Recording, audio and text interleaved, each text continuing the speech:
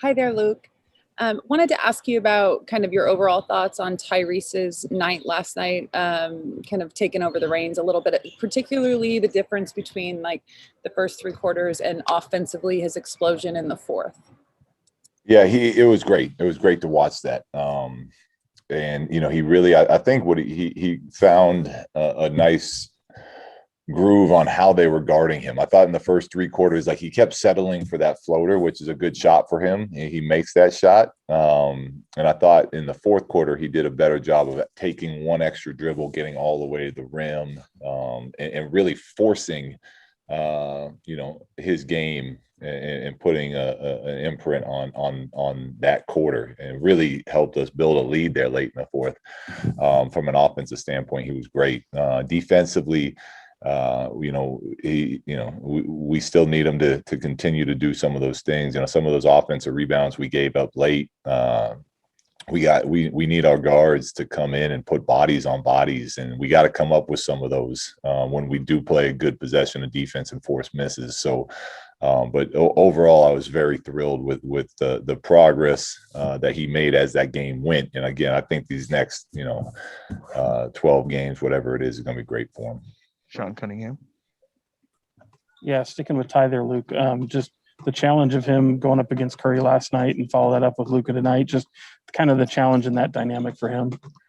Well, it's great. It's great for all young players. It's you're a good player, and then you start playing against the elite that play your position, and then you see it on TV, and then you feel it, and then you kind of you can take some stuff from what you see and how they do things, and you get to try to defend it. So it's just it's great experience for him as a young player, and I think it's clearly my opinion on what I think his future is going to be, and how excited we are that it's going to be with us. So all these type of games and these opportunities are great for him.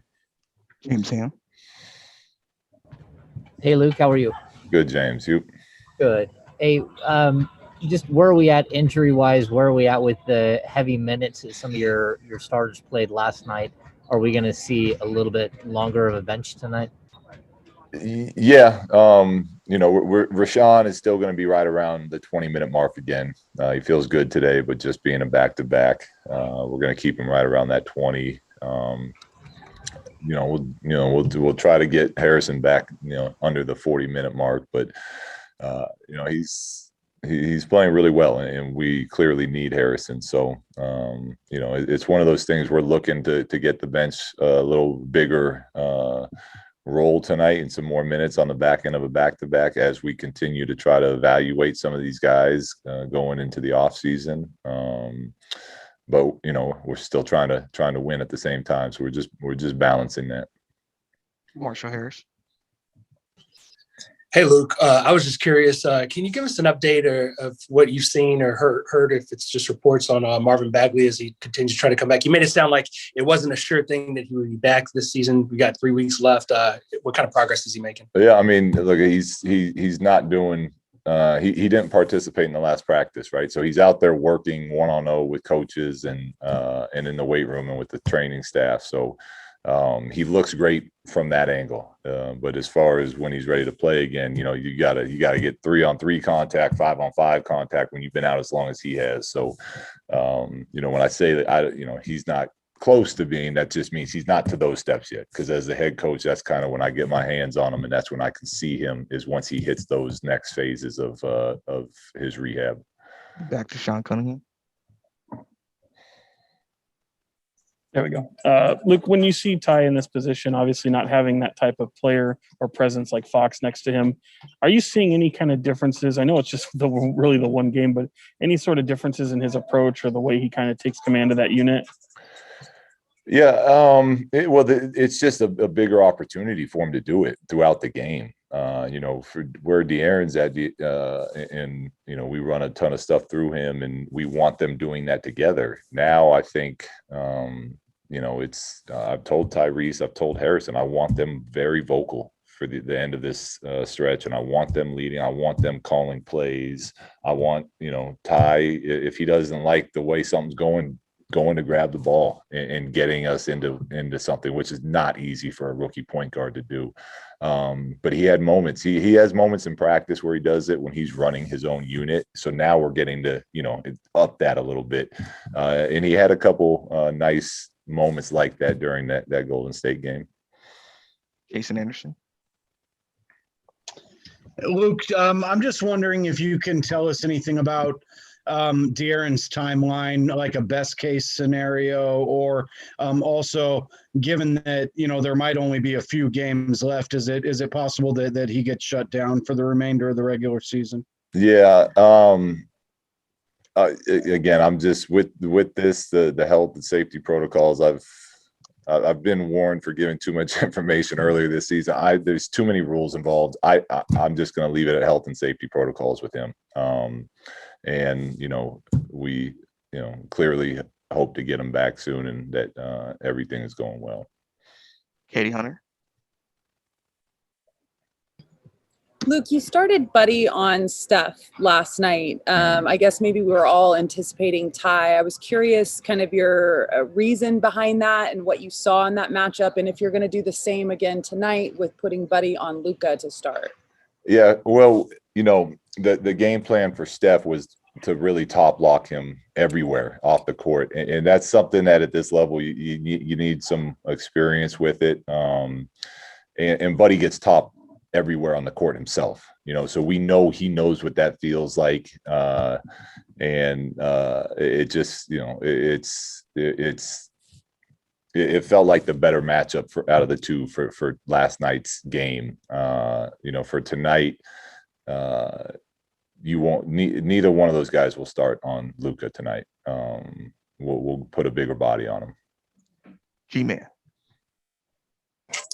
Coach, I want to ask you about Dwight Powell, his emergence in recent games, and I think it started basically in the second half of your game a week ago. How big a threat is he in the pick and roll teamed up with Luka? Yeah, I mean, look, he's really good, and the two of them are good together. You go back into last year before he got hurt, and he was a big part of the success that offense was having. And you give a playmaker like Luka, somebody that can get out and be that dynamic roller and understands timing and angles like Powell seems to, and they're pretty good together. They're pretty tough. It makes it tough to switch because he gets out so quickly. It's hard to get underneath that role. And then clearly with Luka's ability to manipulate pick and rolls, which we're going to see 100 of tonight, it just adds another dimension for them. Just do a couple more. Mark Jones. Hey, Luke, what's good, man? Hey, Mark. Good to see you.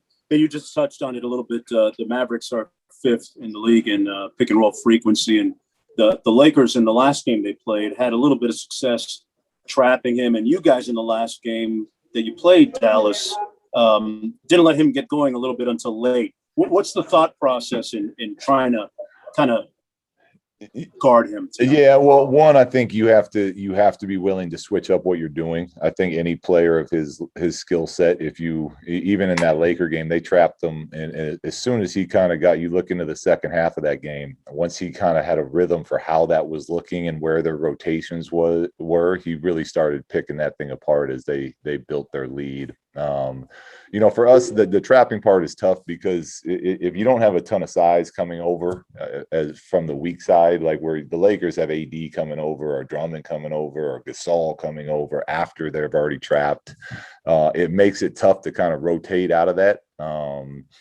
But for us, there's always the trap option. We can do our switching option. Last time we played him, we kind of did a late switch against him a little bit. So we've talked about him, we worked on him, and we'll kind of change him up as the game goes to do our best to keep him off balance a little bit. All right, back to Katie Hunter. It seems like Chimezie is becoming even more and more comfortable and on the floor, and you and him. And I know the last time I asked about him, you talked about defensively needing him to, continue to work to get better. Seems like the last 3 games he's made big strides. Curious what you're seeing just kind of in this short stint with him and kind of where he's going and what you like. Yeah, we like what we see with him. I do want to continue to try to get him more minutes at the 4, just to see what he looks like at the 4 spot as well.